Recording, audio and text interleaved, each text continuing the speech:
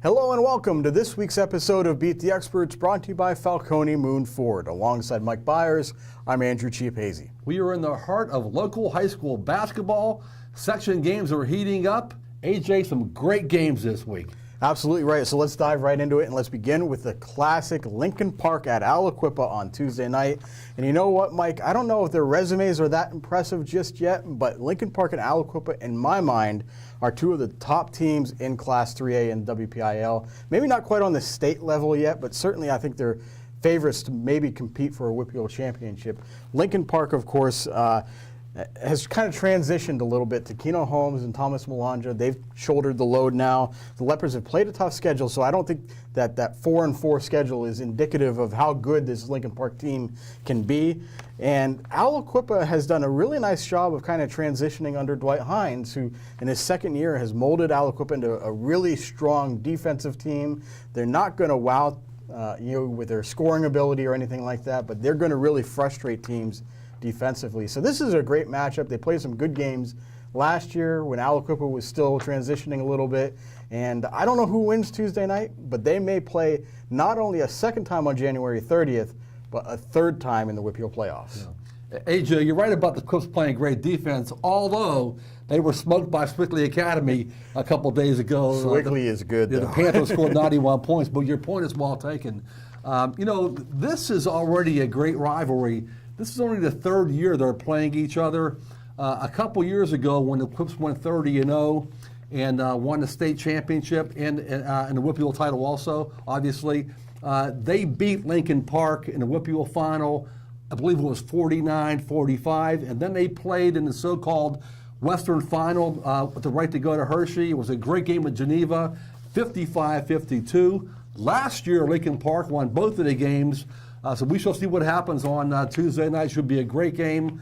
A lot of great athletes will be on the floor that night. Absolutely right. And, speaking of teams that are transitioning, one of the best turnarounds so far this year, in my mind, has been the performance of the Ambridge boys basketball team. This was a team that went 7-14 last year, but already has 8 wins this year. The Bridgers are 8-2. They've done a great job, and one of the keys, in my mind, has been the maturation of Aaron Hilzendegger and Monterey Carpenter. Those two players have really taken a step forward for Ambridge. Hilzendegger has rounded out his game. He's not just a shooter anymore. He can drive, he can defend, and Carpenter has developed a great outside shot, and that's really given Ambridge some balance. So this is going to be really interesting to see how they do against Newcastle on Tuesday night. A win over Newcastle, by the way, Mike, would give Ambridge a 2-game cushion over a third-place team and set up a potentially great game against Quaker Valley next Tuesday. Yeah, you know what? Ambridge is still kind of a young team because Hilzendegger is a junior. Last year, I think he had some injury problems, maybe, I think a back problem possibly. I think he was a little bit out of shape because of his injuries. He lost a lot of weight this year. He's playing great basketball, scoring 22 points per game. And Monterey Carpenter is capable of scoring, especially from three-point range. Again, a lot of good athletes on the floor that night, including Newcastle's Marcus Hooker, a great athlete, big-time football recruit. I think he's scoring like 18 points a game. Newcastle, great program.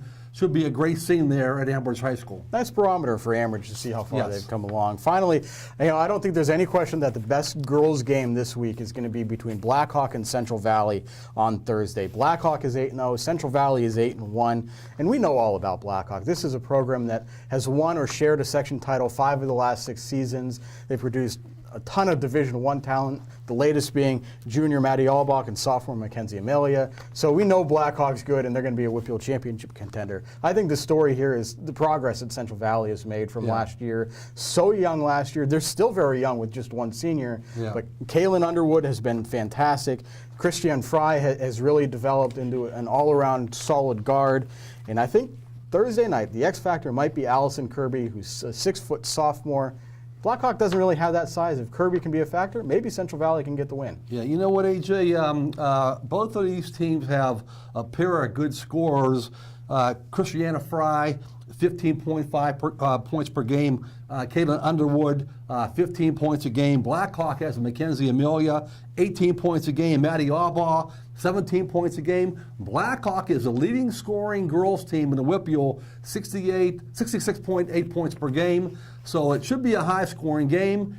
Can Central Valley slow down Blackhawk's high-scoring attack? That may be a key to who wins on Thursday night. And it'll be a lot of fun to find out. Yes, sir. That does it for this week's episode of Beat the Experts. You can keep track of all these games and more on timesonline.com. And join us at noon Wednesday and noon Thursday for latest editions of Game On. So for Mike Bires, I'm Andrew Chiappazzi. That does it for now. We'll see you soon.